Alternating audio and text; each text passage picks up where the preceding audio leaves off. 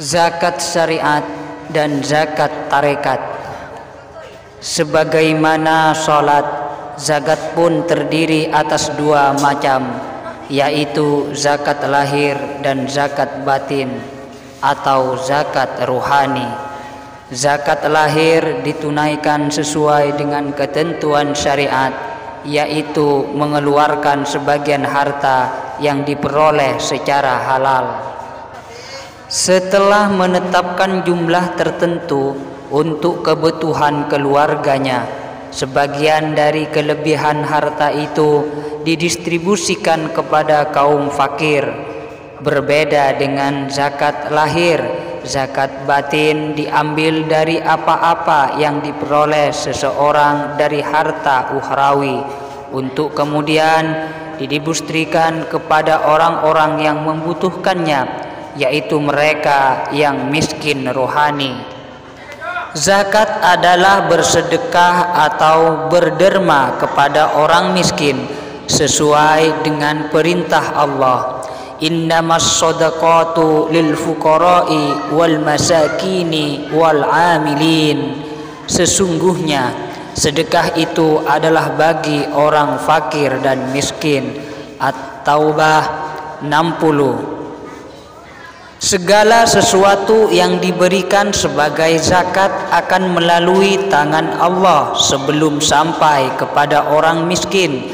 Karena itu, tujuan zakat tidak semata-mata untuk membantu kaum fakir, karena Allah Maha memenuhi semua kebutuhan, termasuk kebutuhan kaum fakir. Tujuan sejati zakat adalah agar niat orang yang berzakat diterima oleh Allah. Orang yang dekat kepada Allah akan memberikan pahala ruhani atas amal saleh mereka kepada orang-orang yang berdosa. Allah Subhanahu wa ta'ala memperlihatkan kasih sayangnya dan mengampuni orang yang berdosa sesuai dengan salat, pujian, puasa, zakat, dan ibadah haji. Para hambanya yang berniat memasrahkan pahala mereka. Dengan kasih sayangnya, Allah menutupi dan menyembunyikan dosa para pelaku maksiat sebagai imbalan bagi ibadah para hambanya yang soleh. Itulah para bentuk kedermawanan para mukmin sejati. Mereka tak pernah mementingkan diri sendiri. Mereka tidak pernah mengharapkan pujian maupun ketenaran, apalagi sebutan sebagai orang yang baik. Bahkan mereka tidak mengharapkan pahala di akhirat bagi kesalehan dan ketaatan mereka. Sebab para penempuh jalan rohani itu telah kehilangan segalanya, bahkan keberadaan mereka sendiri.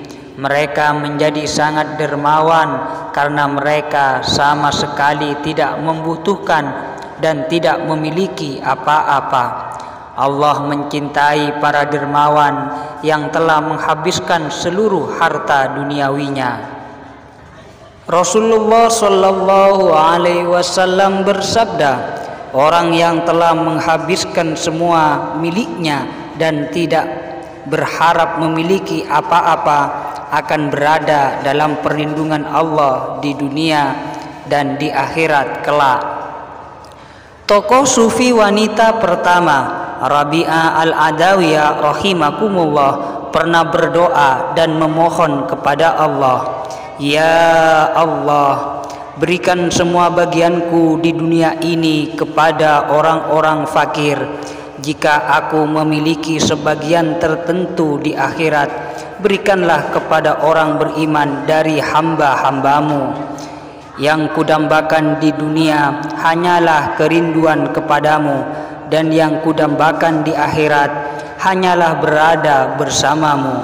Sebab baik manusia maupun yang diterima tangannya dalam sekejap akan menjadi kepunyaan pemilik keduanya." Man jaa bil hasanati falahu asyru amthaliha wa man jaa bis sayyiati fala yujza illa mithlaha wa hum la yudlamun. Barang siapa berbuat kebaikan mendapat balasan 10 kali lipat amalnya, dan barang siapa berbuat kejahatan dibalas seimbang dengan kejahatannya. Mereka sedikit pun tidak dirugikan, dizalimi. Al-An'am 160. Zakat juga akan memberikan faedah lain bagi yang mengeluarkannya. Ia akan menyucikan harta dan sekaligus dirinya. Tujuan ruhani dari zakat telah dicapai jika seseorang berhasil menyucikan dirinya dari sifat-sifat mementingkan diri sendiri. Allah Subhanahu wa ta'ala berfirman, Man dzalladzi yuqridullaha qardan hasanan fayudha'ifahu lahu wa lahu ajrun karim. Barang siapa meminjamkan kepada Allah dengan pinjaman yang baik, maka Allah akan mengembalikannya berlipat ganda untuknya dan baginya pahala yang mulia. Al-Hadid 11. Qad aflaha man zakkaha, sungguh beruntung orang yang menyucikan jiwinya. Asy-Syam 9. Zakat atau sedekah adalah amal saleh, yaitu ketika kau sebagian dari apa yang telah kau peroleh, baik yang bersifat jasmani maupun rohani, berikanlah ia karena Allah kepada para hamba Allah. Meskipun begitu banyak pahala yang dijanjikan, berikanlah tanpa pamrih, bersedekahlah disertai kepedulian dan cinta kasih, bukan dengan sikap pamer atau mengharapkan pamrih, sikap yang membuat si penerima merasa wajib berterima kasih atau berutang budi. Allah Subhanahu wa ta'ala berfirman, Ya ayyuhalladzina amanu la tubtilu shadaqatikum bil manni wal adha kalladzi yunfiqu ma lahu ria'an nasi wa la yu'minu billahi wal yawmil akhir famathaluhu kamathalin safwanin alayhi turabun fa'asabahu wabilun fatarakahu saladan la yukadziruna ala syai'im mimma kasabu wallahu la yahdil qaumal kafirin. Wahai orang-orang yang beriman, janganlah kamu merusak sedekahmu dengan menyebut-nyebutnya dan menyakiti perasaan penerima, seperti orang yang menginfakkan hartanya karena pamer kepada manusia dan dia tidak beriman kepada Allah dan hari akhir. Perumpamaan orang itu seperti batu yang licin yang di atasnya ada debu, kemudian batu itu ditimpa hujan lebat, maka tinggallah batu itu licin lagi.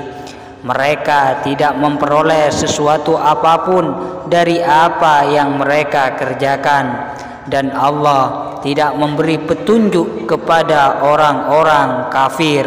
Al-Baqarah 264. Janganlah meminta atau mengharapkan imbalan duniawi atas amal baikmu, beramallah karena Allah.